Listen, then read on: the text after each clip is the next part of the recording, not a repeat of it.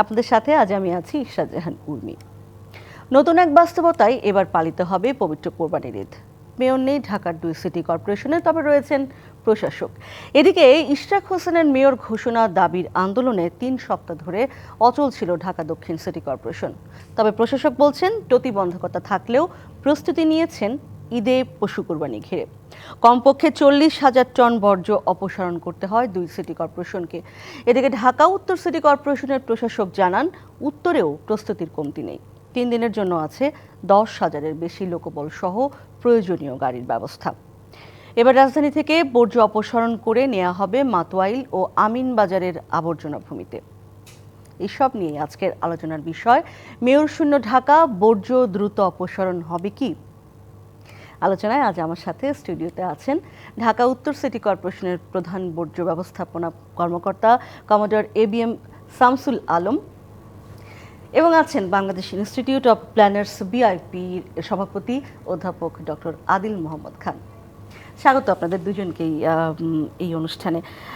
যেটি বলছিলাম যে একটা নতুন বাস্তবতায় আমরা দাঁড়িয়ে, এবং সেখানে আসলে গত 3 সপ্তাহের যেই চিত্র আমরা দেখেছি, বিশেষ করে দক্ষিণ সিটি কর্পোরেশনে এক ধরনের শঙ্কা সাধারণ মানুষের মধ্যে রয়েছে। আমি ডক্টর আদিল মোহাম্মদ খানের কাছে পরে শুনবো। আগে ABM শামসুল আলম, যিনি বলছিলেন আমাকে যে আপনি কমোডর বাসার নামে বেশি পরিচিত, আপনি যদি একটু আমাকে বলেন কমোডর বাসার যে পুরো প্রস্তুতিটা এবার কীরকম আছে। আমরা আসলে মানুষজনকে একটু স্থিরতা দিতে চাই, স্বস্তি দিতে চাই। আপনি যদি একটু প্রস্তুতির কথা বলেন।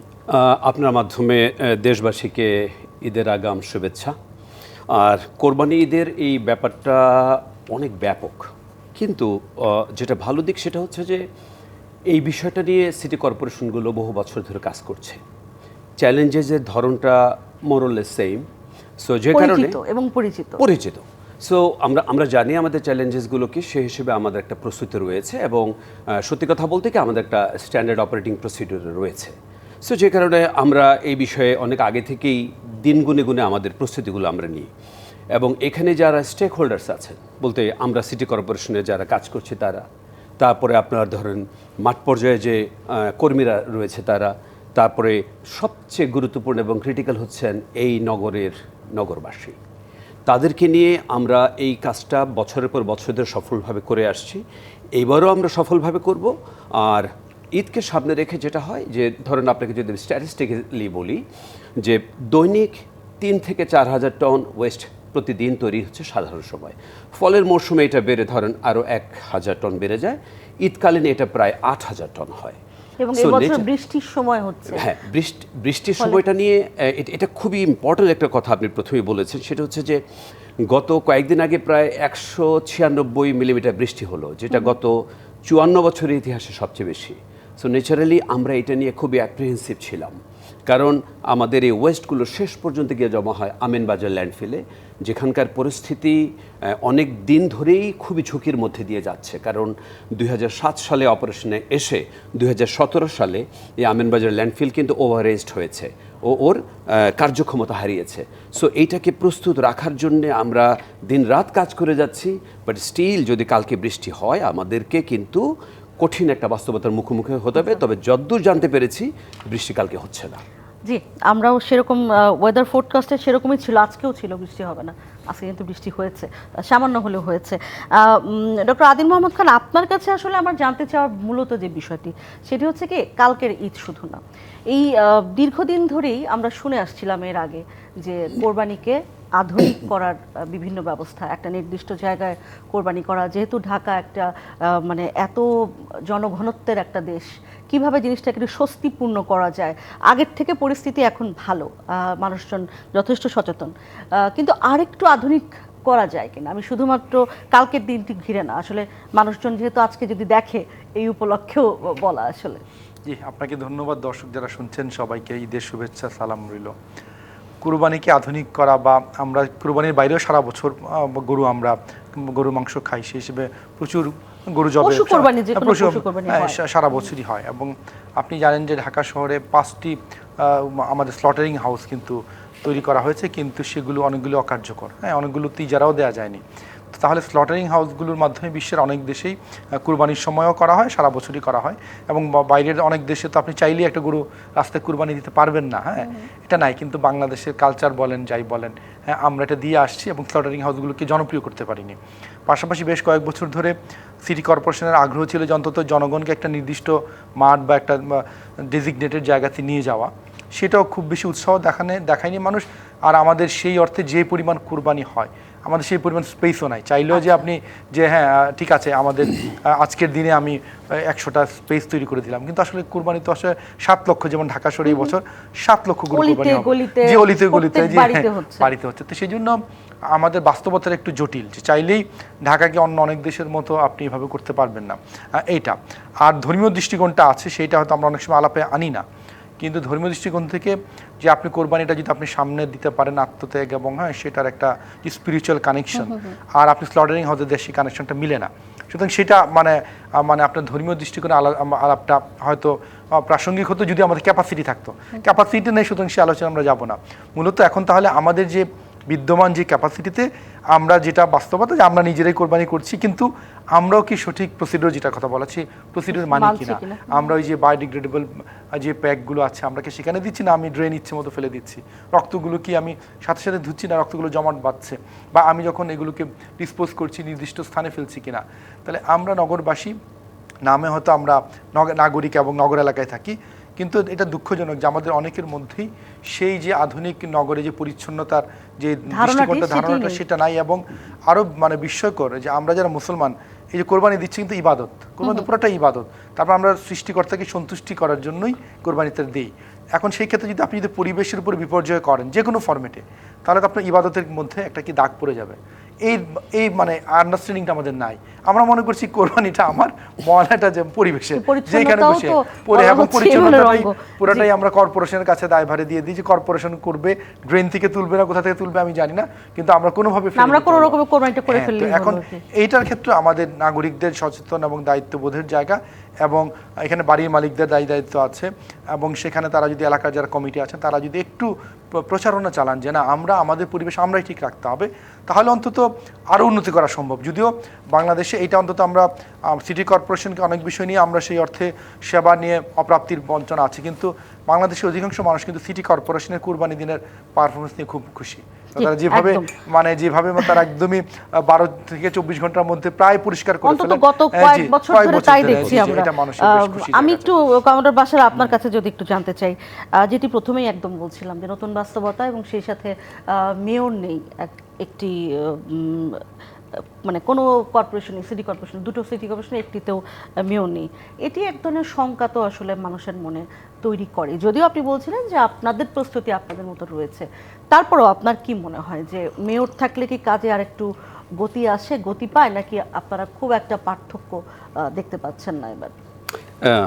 এটার অ্যান্সারটা খুবই ট্রিকি এই জন্য বলছে যে মেয়র না থাকলেও, মেয়র কিন্তু বিভিন্ন সময় ছিল না, ওই সময়টায় ম্যানেজ করার জন্য প্রশাসকরা এসেছেন, যারা প্রশাসন থেকে আসেন বা এখন যিনি আমাদের প্রশাসক হিসেবে কাজ করছেন আমি মনে করি উনিও যথেষ্ট অভিজ্ঞতা রাখেন। বাট আসলে আমরা যারা বিভাগীয় প্রধান আমরা কিন্তু একটা সিস্টেমের মধ্যে দিয়ে যাই। ওই যে আপনাকে শুরুতে যেটা বলেছি, আমরা কিন্তু ডেডলাইনটা ধরে 30 দিন, 15 দিন, 7 দিন, একদিন আগ পর্যন্ত আমাদের আমরা আসলে একটা মেকানিজম ডেভেলপ করে ফেলেছি বাই দিস টাইম। আর যদি মেয়র থাকতো সেখানে এটা খুবই গুরুত্বপূর্ণ। আপনাকে আমি একটু বলতে চাই যে আমাদের সিটি কর্পোরেশনে ওয়েস্ট ম্যানেজমেন্টের ক্ষেত্রে আমাদের দুটো ধাপে হয়। এটা একটা হচ্ছে যে বাসা থেকে যে ওয়েস্টটা কালেক্ট করা হয় এটা কমিউনিটি লেড হয়। যখন মেয়ররা থাকেন তখন কিন্তু তাদেরকে সাপোর্ট করা হয় হচ্ছে আপনার কাউন্সিলরদের মাধ্যমে। যেহেতু এখন কাউন্সিলররা নাই এবং কাউন্সিলরদের মাধ্যমে প্রায় 4,500 কর্মী ওখানে কাজ করে, তাদেরকে আমরা কিন্তু লোকেট করেছি। We try to get them A loop. Technically ওনাদেরকে আমরা লুপে আনার চেষ্টা করেছি এবং আমরা মনে হয় আমরা পেরেওছি। কিন্তু যদি ধরেন ন্যাচারালি মেয়ররা থাকলে ওটা থাকলে সুবিধা হয়। ধরেন যে কোনো সময়ই একটি আপনার নির্বাচিত সরকার যদি থাকে তাহলে যারা ওখানে মাঠ পর্যায়ে কাজ করছে তাদের সাথে কাজ করা যায়। বাট একটা জিনিস কি, এই কাজটা বেসিক্যালি ইটস কমিউনিটি লেড একটা জব। সো কমিউনিটির যারা লিডার আছেন, প্রত্যেকটা বড় বড় অ্যাফ্লুয়েন্স সোসাইটি থেকে শুরু করে লো ইনকাম কমিউনিটি, আমরা সবার সাথে যোগাযোগ করেছি। এবং সেই সাথে So, দক্ষতাও community- খানিকটা। হ্যাঁ, দক্ষতা, ওই কমিউনিটির লোকরা কিন্তু আমাদেরকে বলেছে তারা আমাদেরকে সহযোগিতা করবে। সুতরাং আমরা এটাকে বড় চ্যালেঞ্জ হিসেবে নিচ্ছি। আমরা যদি এটা ভাবি বরং তাহলে আমাদের জন্য এটা কষ্ট হবে। আমরা এই চ্যালেঞ্জটাকে বিপুল শক্তিতে মানে ফেস করার জন্য প্রস্তুত, এবং আমি আশা করি আগামীকালকে নির্দিষ্ট সময়ের মধ্যে, অর্থাৎ আনুমানিক ঘন্টা 10 মধ্যে আমরা সফলভাবে শেষ করতে আনুমানিক পারবো। ঘন্টা 10, তার মানে আমরা 10 ঘন্টার একটা জি। টাইম ফ্রেম অন্তত পেলাম।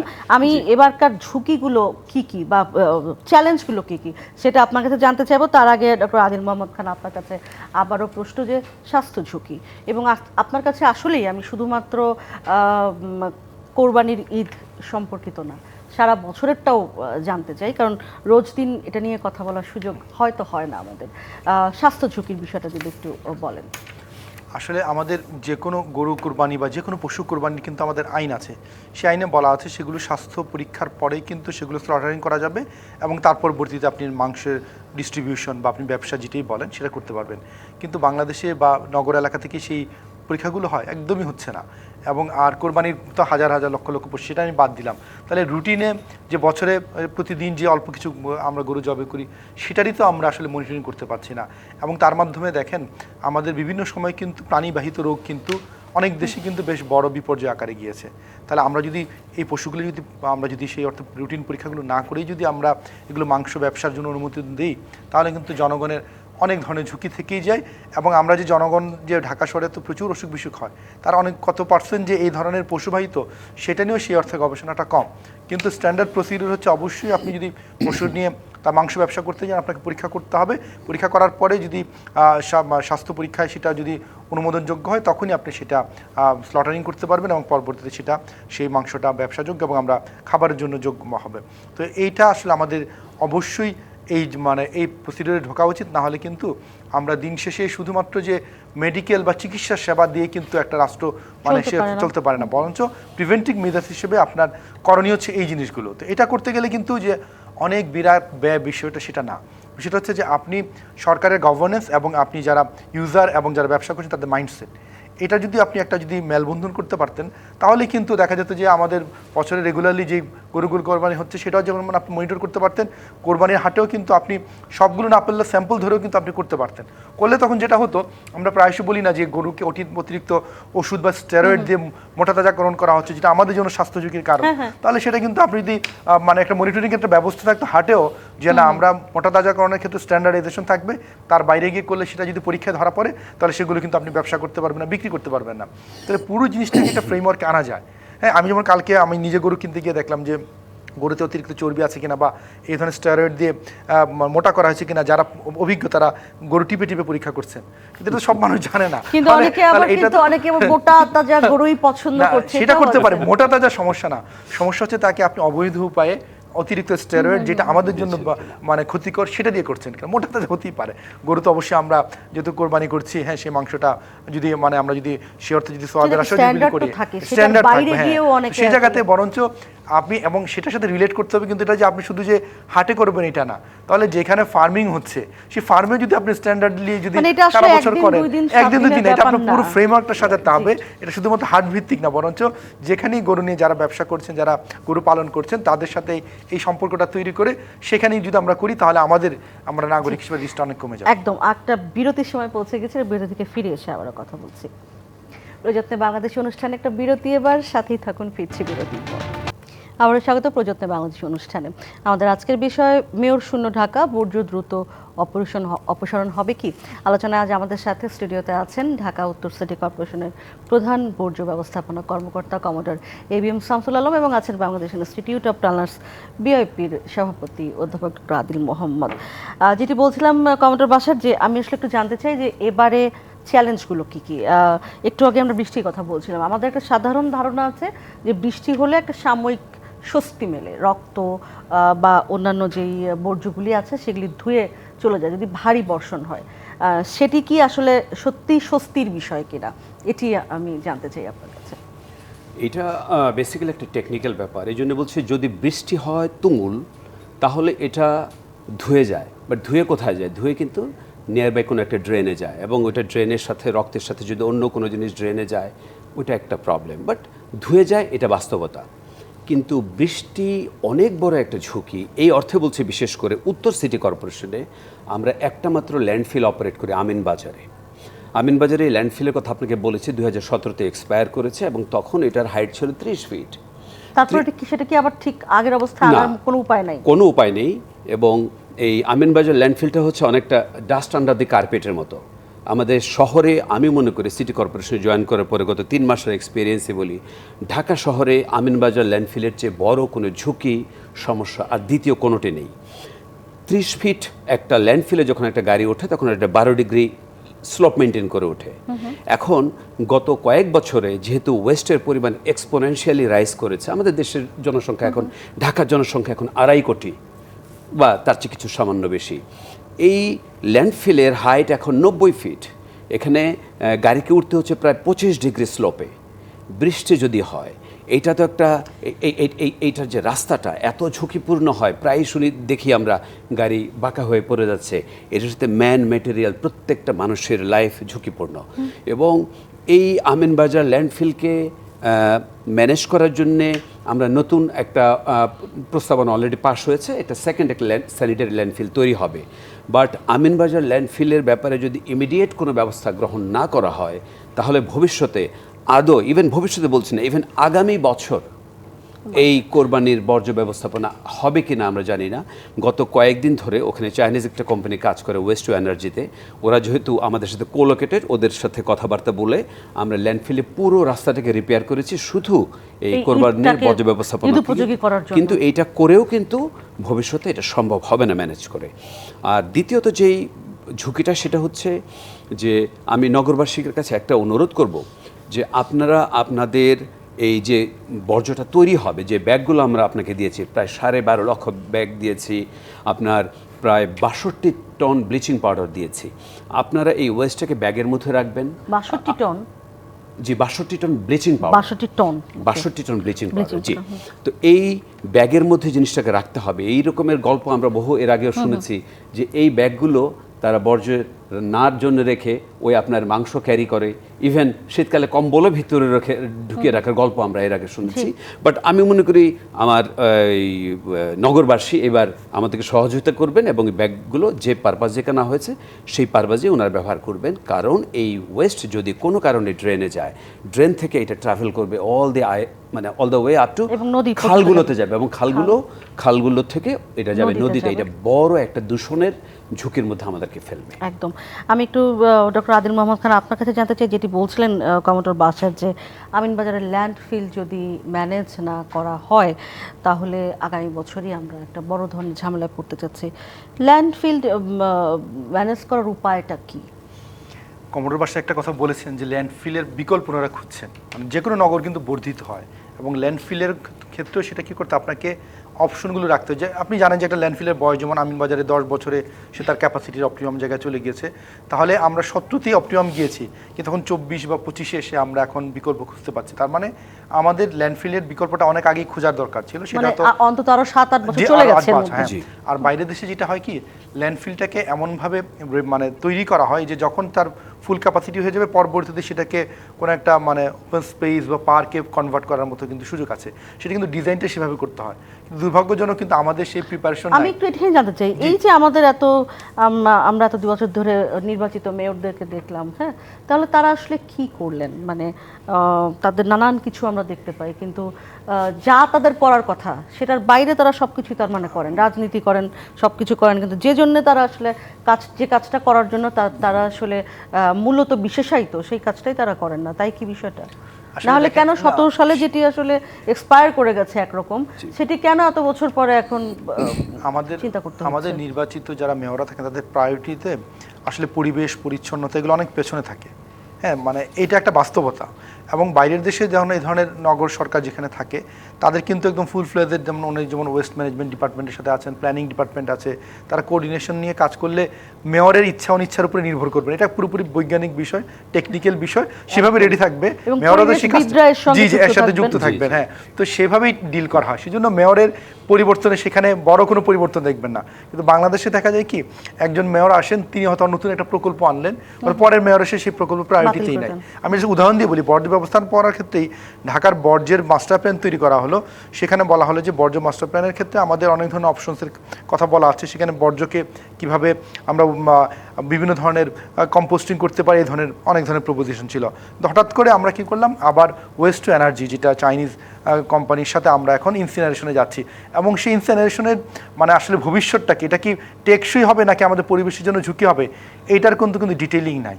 আবার যে এনভায়রনমেন্টাল অ্যাসেসমেন্ট চীন হলো না, এরপর জার্মানি থেকে কাউকে নিয়ে আসলাম, জার্মানি হলো না, এরপর আমরা ইংল্যান্ড থেকে কাউকে নিয়ে আসলাম। এখন বলা হচ্ছে যে আমাদের এই যে মানে আমাদের যে ওয়েস্টের যে ময়েস্ট কন্টেন্ট বা তার যে পানির পরিমাণটা, সেটা এনার্জি তৈরি করার জন্য মানে অ্যাপ্রোপ্রিয়েট না। মানে মোট কথা আমাদের বর্জ্য আর চাইনিজ বর্জ্য এক নাও হতে পারে, এবং আসলেই না।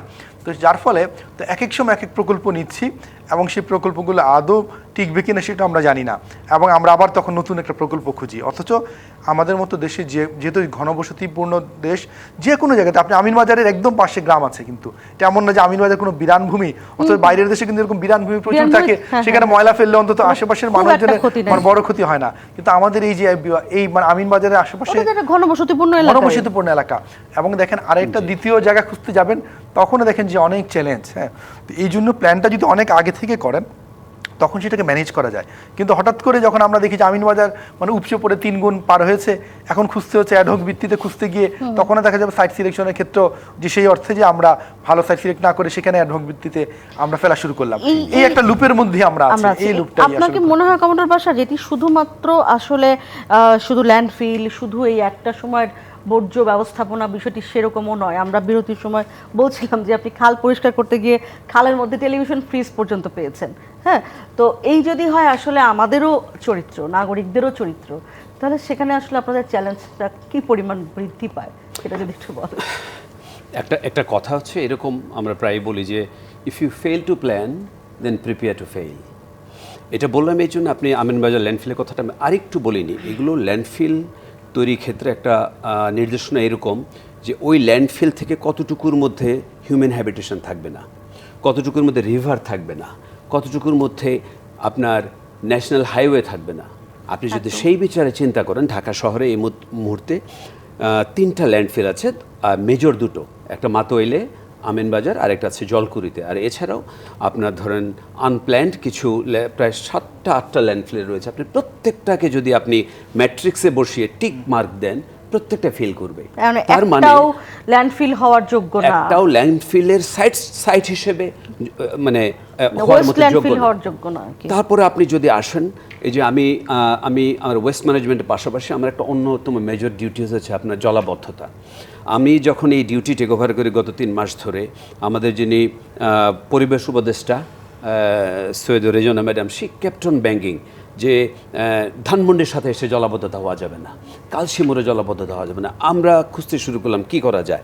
আমরা নিয়ারবাই আমরা খালে কিছু কাজ করলাম, লম্বা ড্রেনেজে কাজ করলাম। এইবার প্রথমবারের মতো কিন্তু দীর্ঘ বছর পর 196 মিলিমিটার বৃষ্টির পরে কিন্তু ধানমন্ডির সাথে কিন্তু জলাবদ্ধতা হয়নি, হয়নি। কিন্তু খালের কাজ করতে গিয়ে সবচেয়ে বড় যে চ্যালেঞ্জটা পেলাম সেটা হচ্ছে আপনি যদি 100 মিটার, 150 মিটার, 200 মিটার যান, আমি আপনাকে বাড়ি দেখাতে পারবো, স্থাপনা দেখাতে পারবো, যেগুলো কিন্তু সংশ্লিষ্ট প্রতিষ্ঠান, ফর এক্সাম্পল রাজুকের কথা, যে রাজুক অনুমোদিত বিল্ডিং স্থাপনা রয়েছে খালের ভেতরে।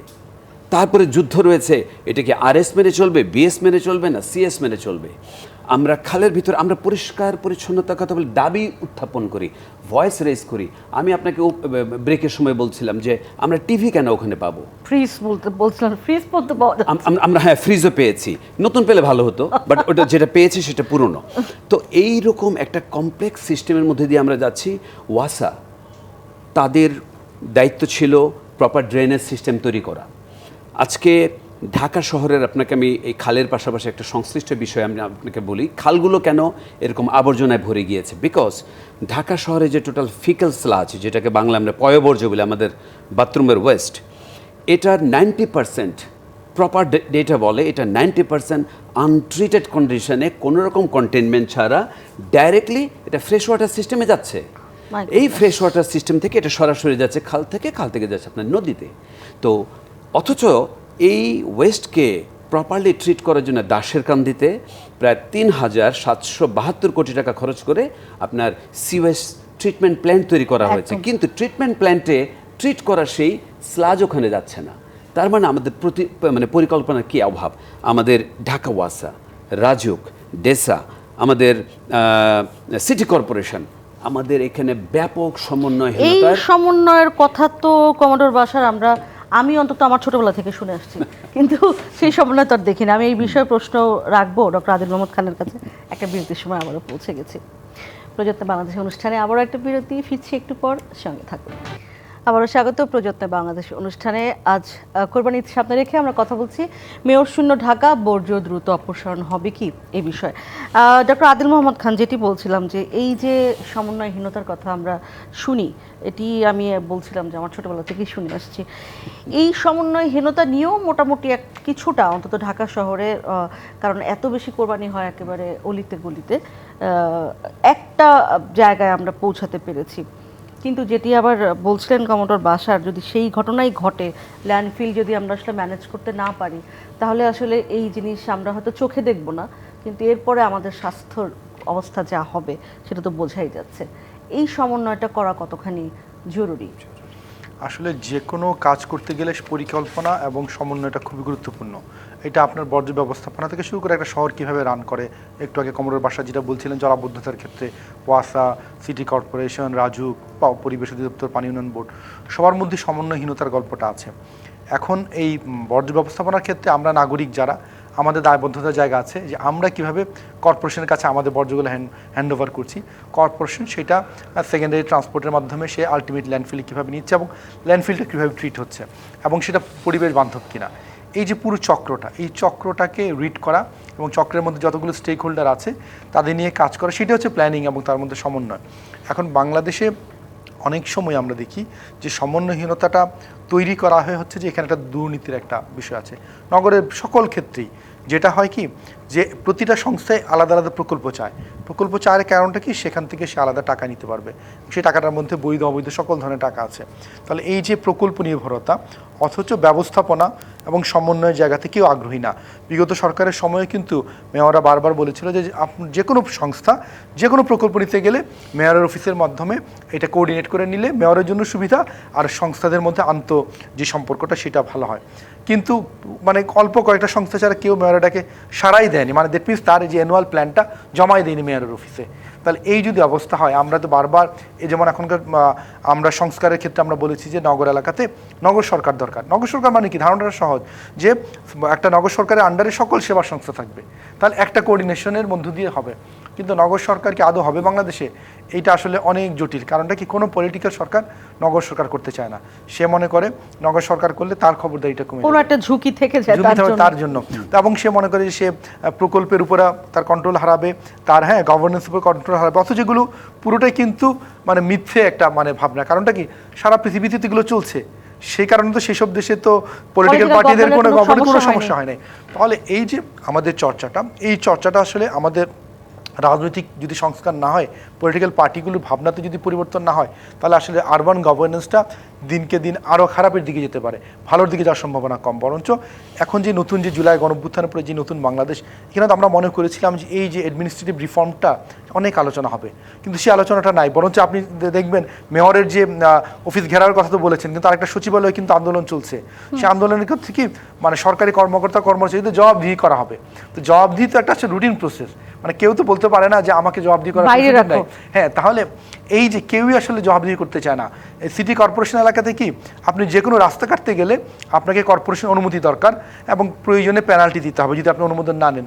বা যারা অন্য সংস্থা প্রকল্প করে তারা ভাবে আমি পেনাল্টি টাকাটা এত কম যে আমার কোটি কোটি টাকার প্রকল্প আমি কি যায় আসে? পেনাল্টি দিলাম আমার মানে কর্মসূচি সবাই জিজ্ঞেস করার নিজেকে ক্ষেত্রে। জবাবদিহিতার বাইরে বাইরে রেখে সব রাখতে চায়, সুবিধা সব চায়। নিতে চায়। কমরেডর বাসার যেহেতু একদম শেষ অংশে বা শেষ পর্যায়ে আমরা আছি, আপনি যদি আসলে একদম নগরবাসীর জন্য আগামীকাল কি কি করব আমি একদম একটা যদি বলি যে একটা লিস্ট দিয়ে দেন যে আপনারা এই এই এই করবেন, তাহলে হয়তো জিনিসটা আরো স্মুথ হবে, এটি যদি একটু বলে দেন।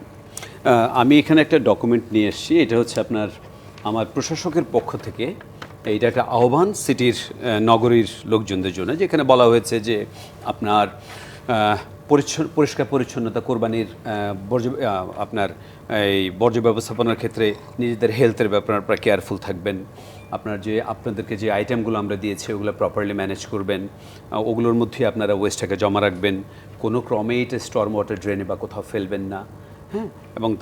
এবং আরেকটা জিনিস এবার প্রথমবারের মতো হয়েছে, এর আগে কখনো হয়নি, সেটা হচ্ছে সাধারণ জনগণের সাথে সিটি কর্পোরেশনের মধ্যে একটা ব্রিজিং করার জন্যে 54টা ওয়ার্ডে আমরা 15 জন করে ভলান্টিয়ার নিয়োগ করছি, এইবার মাত্র প্রথম।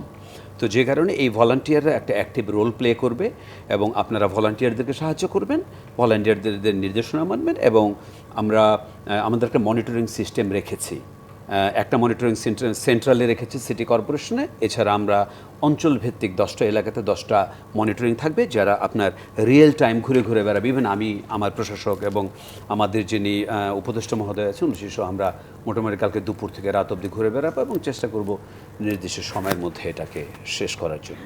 এই যে পলিথিন দেয়া, এই পলিথিন যেন কম্বল ঢুকিয়ে না রাখা হয়, পলিথিন যেন যে কাজের জন্য পলিথিন দেওয়া হচ্ছে সেই কাজটিই যেন করা হয়, এই বিষয়টি আরেকবার একটু, এবং ব্লিচিং পাউডার ঠিক মতো দেওয়া, পানির ব্যবহার ঠিক মতো করা, এই কয়েকটা পয়েন্ট যদি একটু বলেন তাহলে আমরা। আচ্ছা, এখানে এই পয়েন্টটা আসছে, এর আগে আমি ছোট্ট একটা পয়েন্ট, এটা আমি মনে করি এটা প্রত্যেকটা লোকে জানা উচিত, বিশেষ করে এই যে আমাদের ভাইয়ের সাথে আমি কথা বলছিলাম, একদম জাস্ট খুব সংক্ষেপে যদি বলি, একটা শহরের জন্য অ্যাটলিস্ট 30 থেকে 40% গ্রিন স্পেস এবং ওয়াটার বডি থাকার কথা।